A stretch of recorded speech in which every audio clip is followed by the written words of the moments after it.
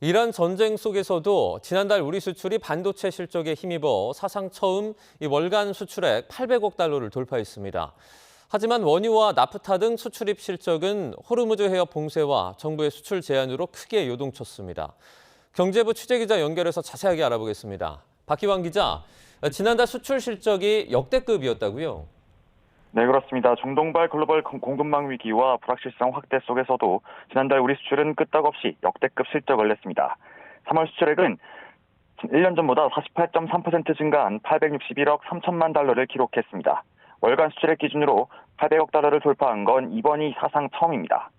역대 최대 월간 수출액 기록 역시 지난해 12월에 이어 석 달 만에 새로 갈아치웠습니다.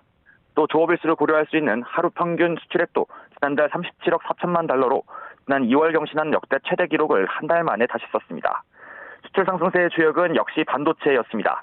지난달 반도체 수출은 1년 만에 151.4% 급증한 328억 3천만 달러로 집계됐습니다. 사상 처음 300억 달러를 돌파한 것은 물론이고 역대 가장 높은 월간 기록으로 남게 됐습니다. 지난달 수입은 604억 달러로 집계됐고 무역 수지는 257억 4천만 달러 흑자를 기록하며 14개월 연속 흑자 행진을 이어갔습니다.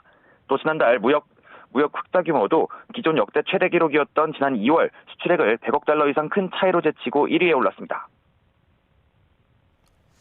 네, 그리고 이란 전쟁 여파도 있을 것 같은데 석유나 나프타 등의 수출입 실적은 어떻게 나타났습니까?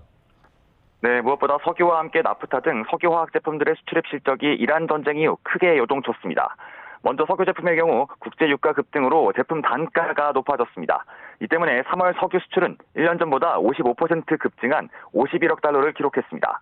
반면 유가 인상분을 제품 가격에 모두 전가하지 못한 석유화학 제품의 경우 지난달 수출액이 전년 대비 5.8% 증가하는 데 그쳤습니다.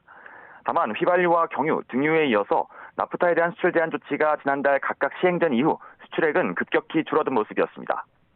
중동 수출 전체로 확대를 해보면 호르무즈 해협 봉쇄로 빚어진 물류 차질의 영향으로 지난달 중동 수출액은 1년 전보다 49% 감소한 9억 달러에 머물렀습니다.